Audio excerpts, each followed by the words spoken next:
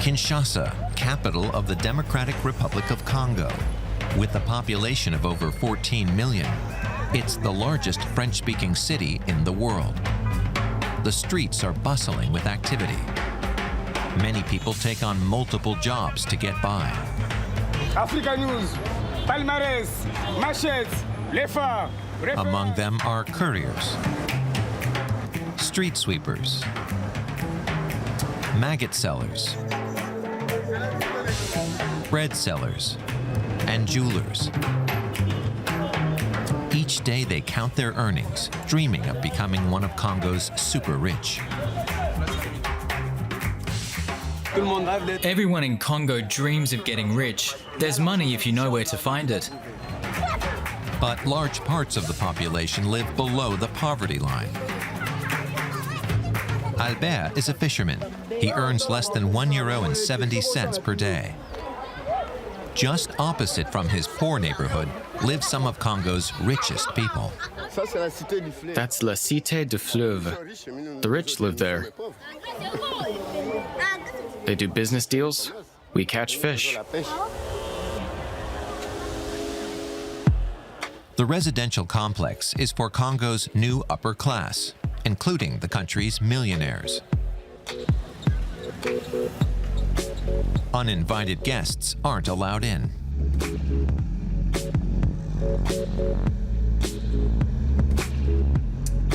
Fally Ipupa has the kind of life most Congolese can only dream of. I never imagined I'd have multiple cars. I just wanted to sing and make a name for myself in Kinshasa and in Africa. Fally Ipupa is the DRC's biggest star, and he's known internationally. He is also a multimillionaire. Want a photo? My guy! I love you, man! I love you too. Man like Fally Ipupa, you know what you saying? Hey. He's just invested more than €600,000 in a new home in La Cité du Fleuve. Are the doors open? Go on, open them. J'aime beaucoup être ici, surtout les dimanches. I really like being here, especially on Sundays. I can relax here. I've always liked coming to the river with my family, so I decided to put down a few bricks. Those few bricks amount to a California-style villa, which stands out here in the DRC, one of the world's poorest countries in terms of GDP per capita. It doesn't have to be that way. With its abundance of mineral resources, the DRC could be one of the richest countries in Africa. Mining is the country's most important industry. Many of Fally's neighbors have made a fortune selling raw materials to a resource-hungry world.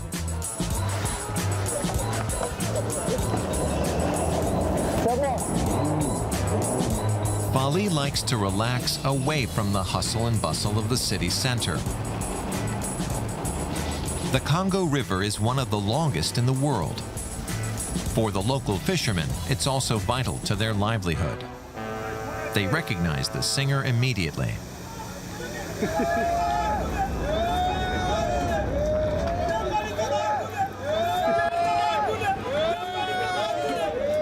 They say they're my brothers. I'll give them something. Give them $50. Fally gets one of the marina workers to hand out a few notes. This is a lot. We called out to him, and he gave us $50 to share amongst ourselves. Each fisherman just got the equivalent of about €7, the amount they'd earn in a whole week. These people have different problems than we do. They even work on Sundays. I often give them a little something, even if it's just so they can take home a treat for their children. I'm happy to do it. Fally Ipupa is one of about 600 millionaires in the Democratic Republic of Congo.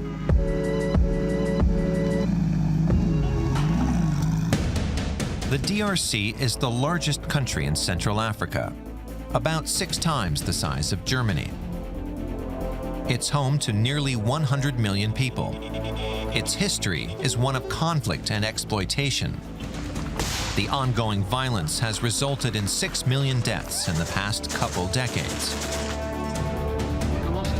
In 1965, Mobutu Sese Seko came to power. Nicknamed the Leopard of Zaire, he ruled for nearly 32 years, embezzling the equivalent of more than 4 billion euros during his reign. In 1996, civil war broke out. Militias, supported by neighboring countries, enlisted thousands of child soldiers as they attempted to seize the country's wealth. Mobutu died a year later in exile. 2001 saw Joseph Kabila step into the political spotlight. During his 18 years in power, he amassed an estimated fortune of more than 13 billion euros. Because of its instability, the DRC is today regarded as a failed state. We're traveling across the Democratic Republic of Congo to understand why some are getting richer and richer, while others are struggling to survive.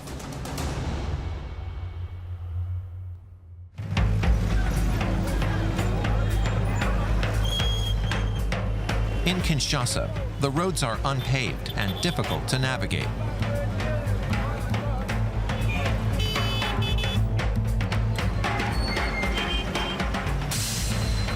Amid this chaos, a young woman named Mokembi is trying to build a future.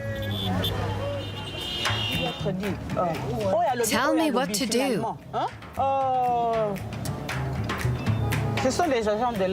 The officers are supposed to direct traffic, but one of them says go to the left, the other one says go to the right. What am I supposed to do? Mokembi is in the middle of a test. In the back seat, Arnaud is evaluating how well she navigates the traffic. She's clearly feeling the pressure. You'll have to turn soon.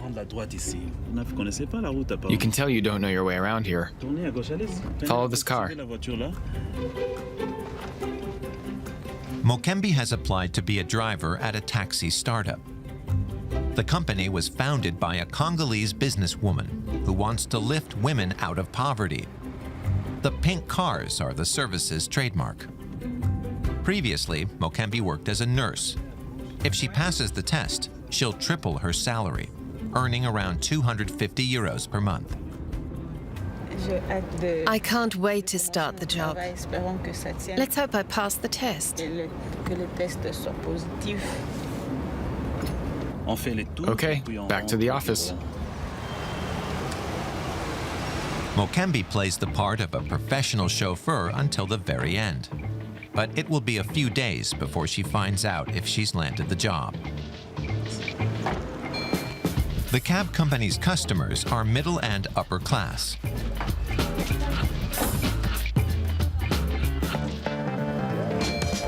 To make the time spent in Kinshasa's traffic jams more enjoyable, passengers are offered drinks, snacks, and even Wi-Fi. We're the first to offer this. Patricia Nzolantima wants to give women better employment opportunities. After completing her studies, she returned to Congo and started this cab service with the help of investors. Today, she pays it forward and supports other female entrepreneurs. We want to have more millionaires. Congo has more than 80 million residents, and we're rich in natural resources. It's time for Congolese women to get a piece of that wealth. Despite the instability in the country, Give me 2 of those. Patricia believes the economy will take off. You can't reduce Congo to rape and wars. There are young people, especially young women, who are trying to make real change. So it's wrong to reduce the country to just the things that don't work. This new generation will move the country forward. Like Patricia and her friends, more and more Congolese people are returning from abroad to work and invest in their homeland. These so-called repats live in secure areas that offer a Western standard of living.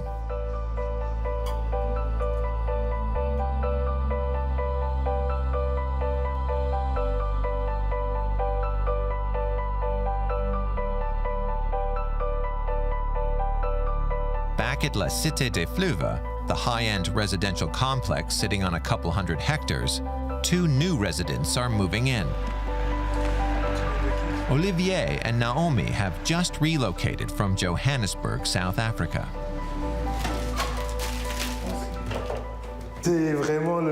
Most important for us was the washing machine and the bed. The couple works in finance. New job prospects convince them to return to their home country. This will be the living room. The carpet can go here. There, the table, the TV. This will be the bedroom. The apartment also offers a great view of the Congo River. Olivier and Naomi are newlyweds and want to start a family here. The couple earns about 3,500 euros per month. That's more than 100 times the average salary. A third of it will go towards rent, the steep price of security. You know, I want a place where my kids can play in the streets and they don't have to worry about 100 other people on the streets, and they don't have to worry about air pollution, noise pollution. They can do their homework in peace. So it's also very much about the environment, but also, yes, it is a whole lot safer than the inner city. A brand new apartment, brand new furnishings. The next thing we need is a brand new baby.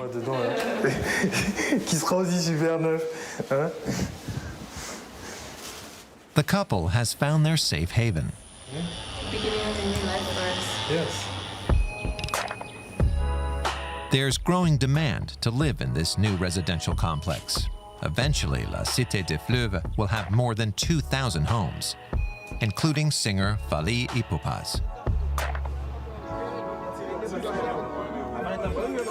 We meet him at an estate he rented to film his new music video.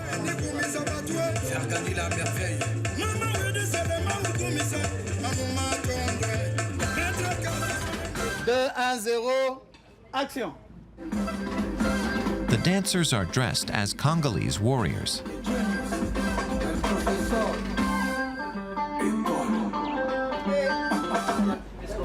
The shoot is going well until suddenly the music stops. There's been a power outage in the area.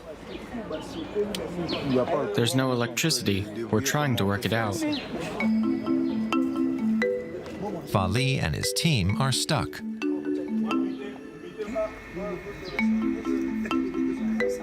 Finally, a technician tracks down an emergency generator. But that quickly breaks too. Fally is frustrated, even though he's used to these sorts of challenges. You see this tattoo? It means I'm Congolese. I'm not going to leave my country just because of a few power outages. Eventually, Fally Ipupa's assistant Manon tries using the car's sound system. We make do with what we have. I'll connect my phone to the car for now. It works, and the video shoot can continue.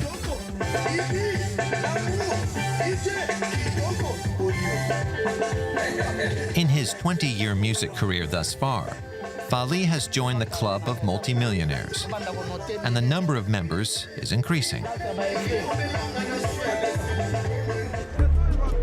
The country is rich in minerals, including coltan, from which tantalum is extracted.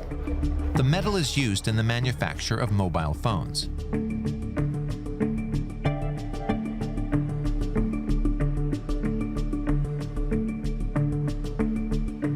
The mines are in the Great Lakes region, in the eastern part of the country near the Rwandan border. Goma, the capital of North Kivu province, has been shaken by bloody conflicts for more than 2 decades. Armed groups fight each other for control of the mineral resources. The UN has stationed 16,000 peacekeepers here to shore up a fragile peace. The residents in this region are poor and traumatized by violence. Those who have made their fortune live along the shore of Lake Kivu, including one of the region's most influential businessmen. His villa is guarded around the clock by police. It's like a fortress. Robert Zeninga is a multimillionaire. Hi, how are you? His wealth comes from coltan mining. He was once a rebel leader. In 2006, he was elected to parliament in the Masisi district. Even when you're a politician, you can still do business.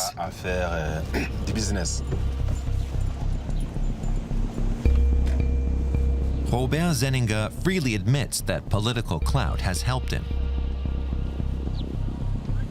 He runs the mining cooperative, Coaparama, which extracts coltan. His bodyguards never leave his side.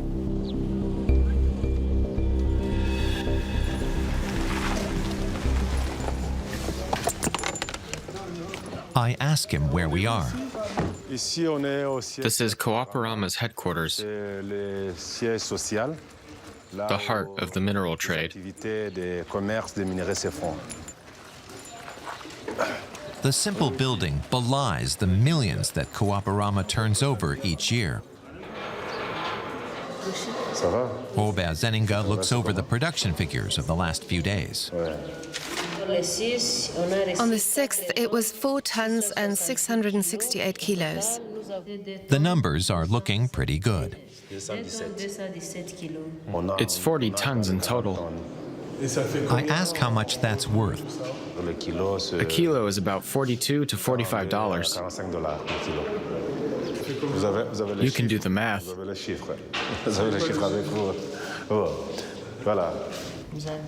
In the last few days, the mines have brought in close to 2 million euros.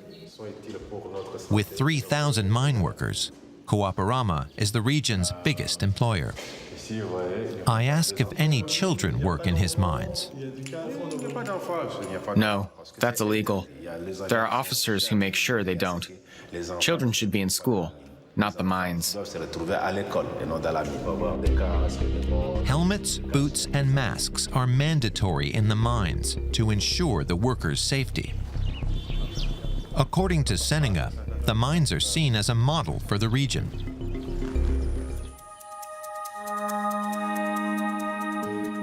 They're situated about 60 kilometers from Goma, in one of the most beautiful landscapes in Africa.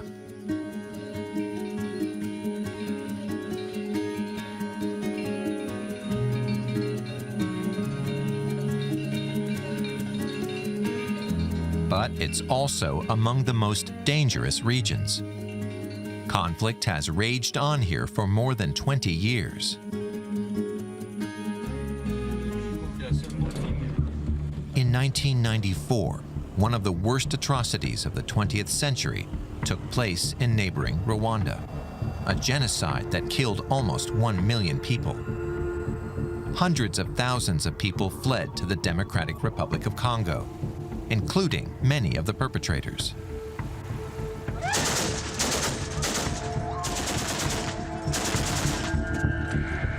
Since then, survivors and perpetrators have lived side by side in this volatile region. Meanwhile, armed rebel groups clash over Congo's valuable resources.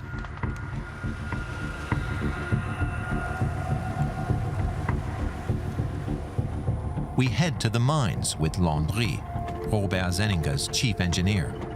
Zeninga has saved the Masisi community. Thanks to him, life can go on as normal. But little seems to have changed in the region in recent years. The roads are disastrous. Every day, people risk their lives getting to work.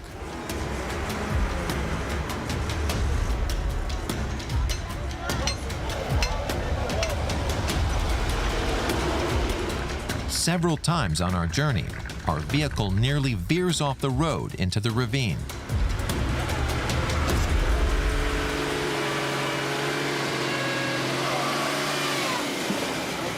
That was close. A bit further, and we'd have ended up in the river.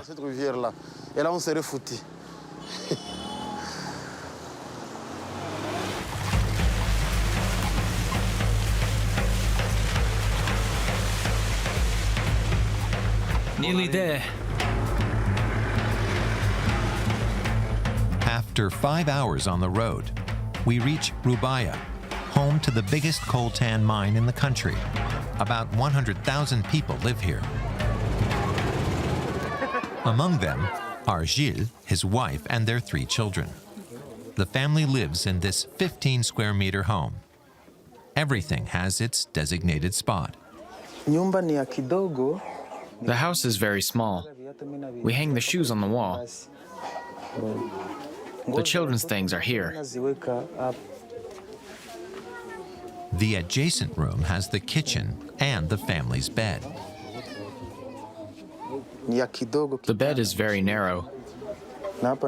We sleep there, and my wife cooks here. The couple moved here 5 years ago, hoping to get wealthy from the mines. I hope God will help me, so one day I can buy a car like this one. For now, Gilles earns the equivalent of €5 per day.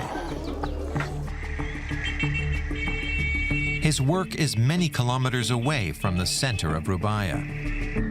It takes him an hour and a half to get there.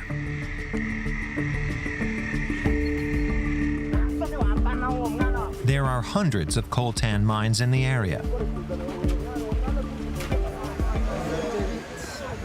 The one Gilles works in is called Bamfu.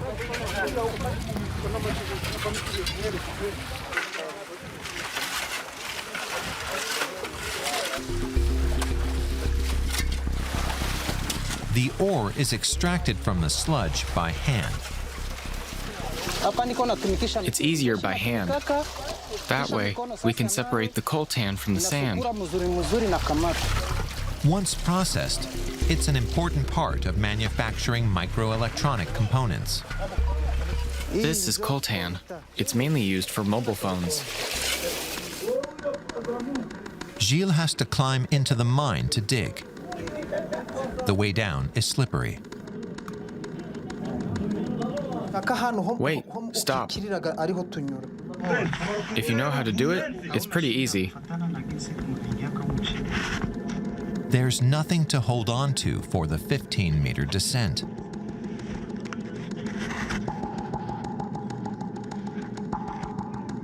At the bottom, it's difficult to breathe.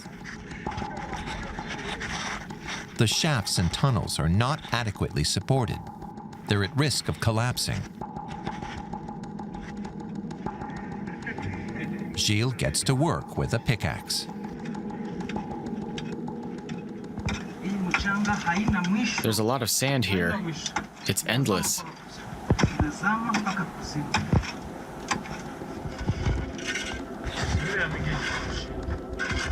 Extraction is the priority, not safety.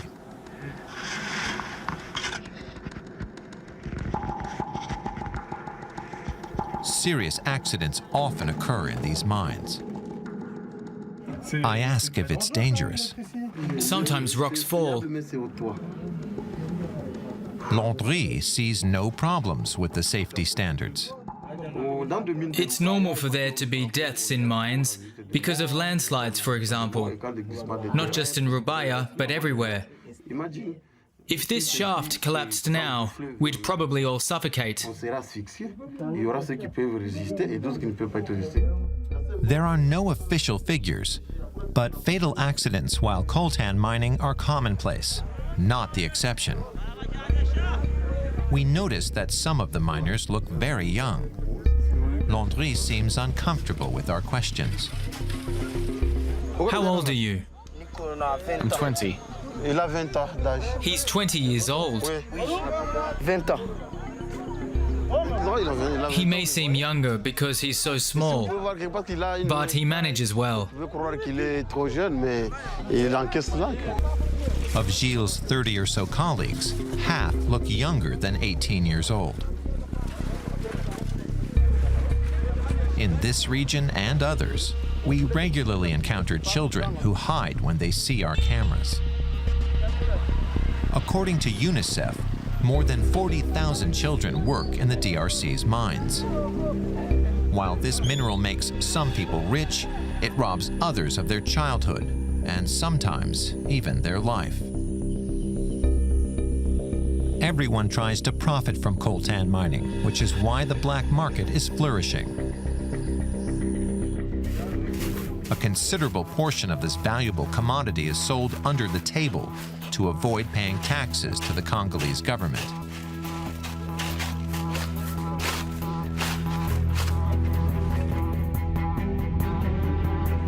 This illegal trade takes place with the help of Congolese soldiers, who let the convoys pass through. Vous envoyez tous les jours du coltan passer? Il y a des jours où ça peut passer 2-3 tonnes, voire même, on peut aller même jusqu'à 10 tonnes par jour. The soldier makes good money through the black market trade. $100 le mois. Avec le coltan, je peux facilement gagner $1000 par jour. Donc tout le monde le fait? Oui. Si je trouve par exemple des trafiquants qui viennent me proposer voici $500 ou $1000, là c'est clair, je ne peux pas refuser. Moi qui gagne $80 le mois, quand je trouve $1000 en un seul jour, c'est facile.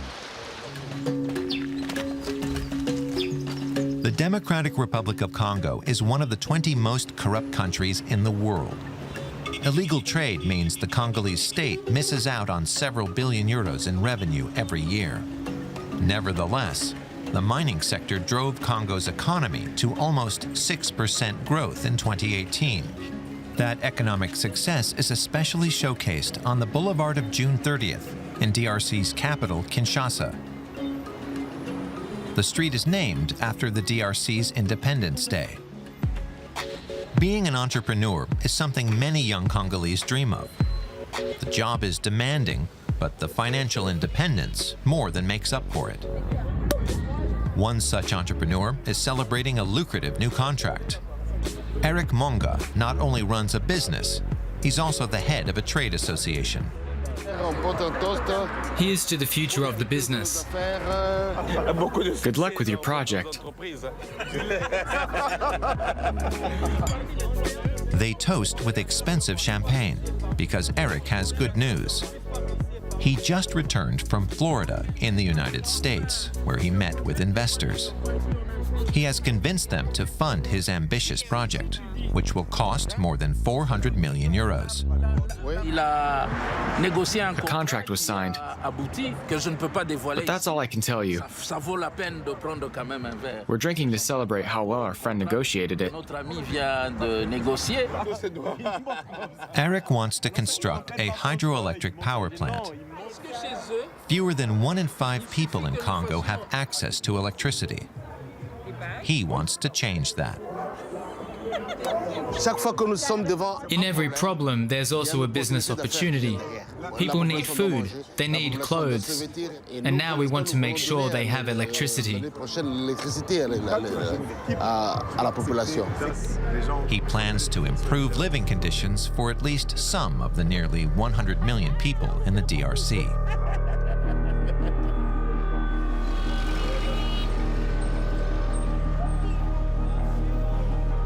Eric Monga is from Lubumbashi, in the southern part of the country. He made his fortune with a company specializing in the chemical analysis of minerals. He's about to show us the location of his future dam. The area is remote and sparsely populated.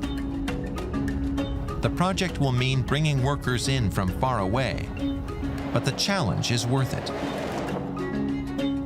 The power plant will bring in almost $1 million per month, a lot of money. Whoops, welcome to the bush.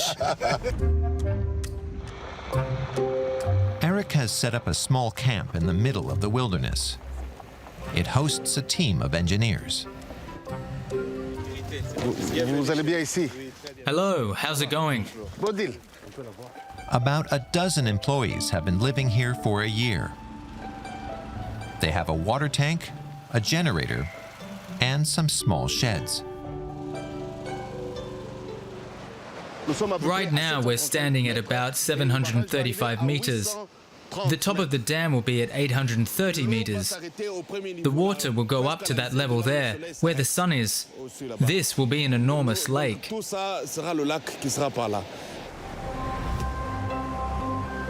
At a height of 90 meters, the dam will be one of the largest in the DRC.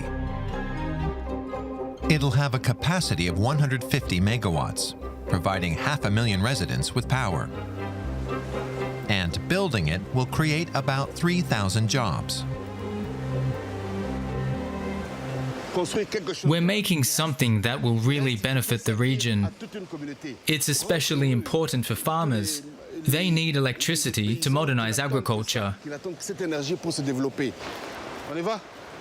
Several investors, especially Americans, have shown interest in the project.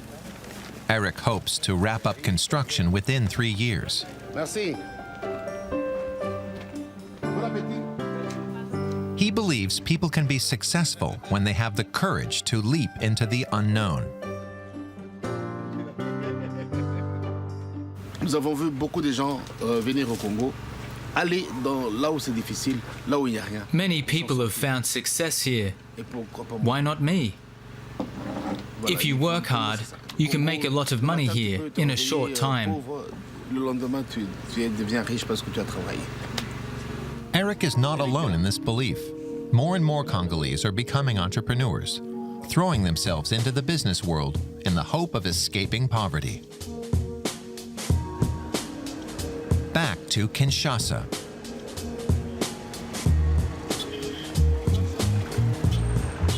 In the early morning, bread sellers come from all parts of the city to stock up from this wholesaler. Many women make a living this way.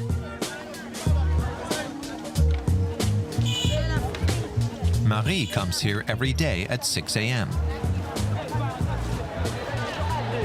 2 boxes. Marie was widowed 6 months ago. Now she must provide for her family alone. Hold this for me, please. No, it's not too heavy. I'm used to it. It's part of the job. Marie is balancing more than 15 kilos. Every day, she sets up her stand on a busy street corner.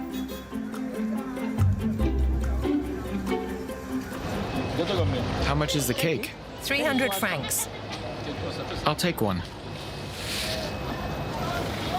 I'll give you 2. You've gotten so thin. Oh, thanks. I often come here and buy bread from Marie. I like her stand. It's clean. Marie gets lots of customers with her friendly disposition. It's going well today. She typically earns about 60 euros a day selling bread. She dreams of opening more stalls and even getting rich.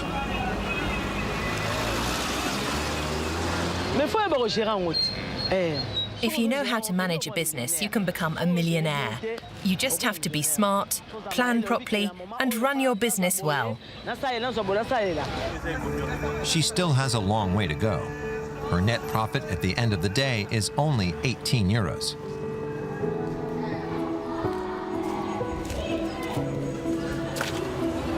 Marie goes to church 3 times per week to pray and thank God.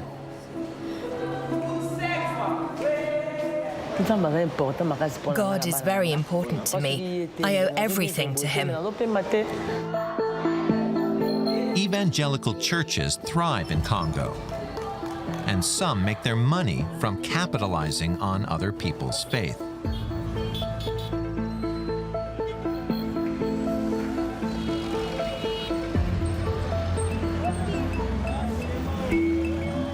On this Sunday morning in Kinshasa, the city's usually bustling streets are nearly deserted.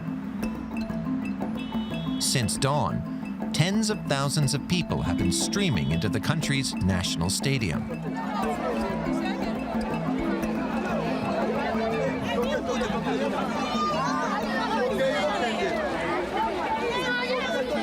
They're not here for a soccer match or a concert. The 80,000 attendees have come to see a man they believe performs miracles.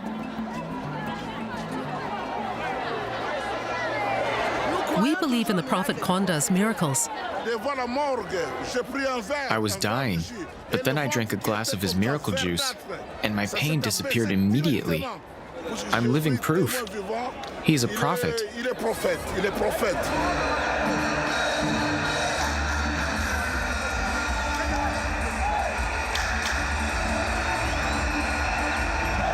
There are camera crews, photographers, cheerleaders, and lots of police.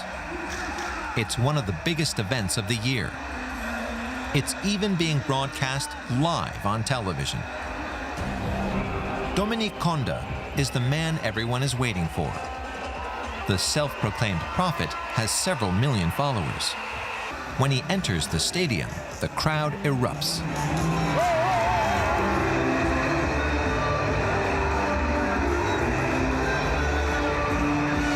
Before he goes on stage, he greets former Prime Minister Rono Chibala. The wife of former President Joseph Kabila is also in the audience. After a few prayers and songs, he begins to preach. They don't want you to succeed or live in abundance, prosperity, and wealth. But even in poverty, even when you were hungry or ill, you'll have everything as long as you realize the truth. Amen. Fear not. Amen.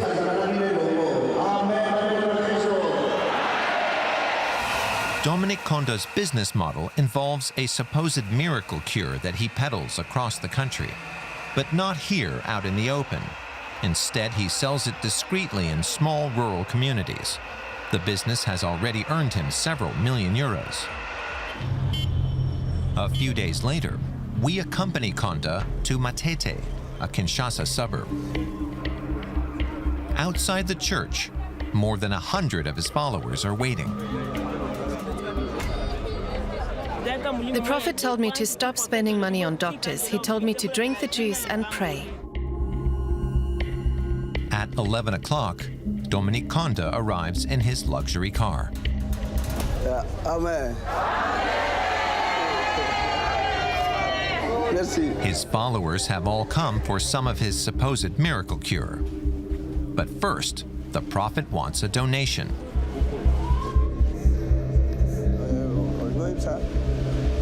Konda receives the sick as though they were on a conveyor belt. This woman had a brain hemorrhage 1 year ago. I came to the prophet because I'm very ill. When I heard about the prophet's miracle cure, I asked to be brought to him. I can't walk anymore. She should be massaged with the juice. I think that will help her. I have faith that he will heal me. Consultations usually only last seconds.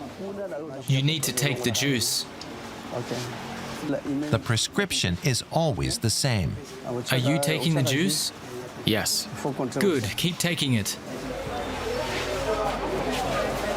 After speaking to the prophet, the sick people are sent next door to the pharmacy. This is where they get the famous juice.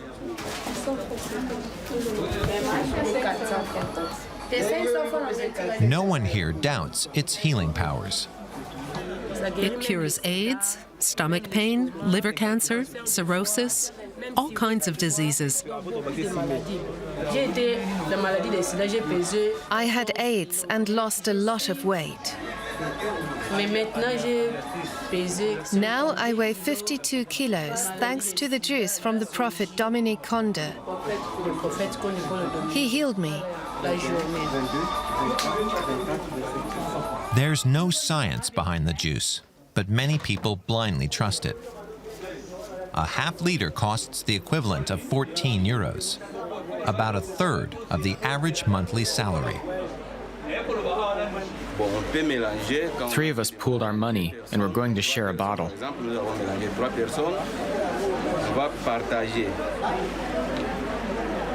There's a strong smell of gasoline in the room. There's lemon juice in it, gasoline, and some other ingredients.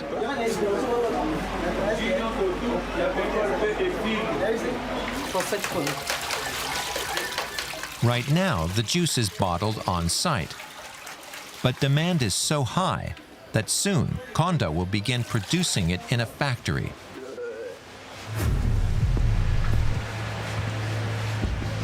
Here's the new packaging. According to the packaging, the juice cures epilepsy, cancer, and even AIDS. The active ingredient, divine enlightenment. This product treats illnesses with different causes, such as epilepsy, cancer, and so on. It says it cures AIDS, but he didn't read that. No, we haven't tried it with AIDS much. More than 500,000 Congolese are HIV positive. Another supposed benefit of the miracle cure, it can bring children back from the dead. Some people have applied the juice to their stillborn babies, and they've woken up again. A juice that can cure AIDS and bring the dead back to life. Congolese authorities don't stop him from selling tens of thousands of bottles of his gasoline lemon mixture every year. While his assistants count the day's earnings, most Congolese people continue their daily struggle against poverty. The road to becoming a millionaire legitimately is long and hard. That's why some take shortcuts.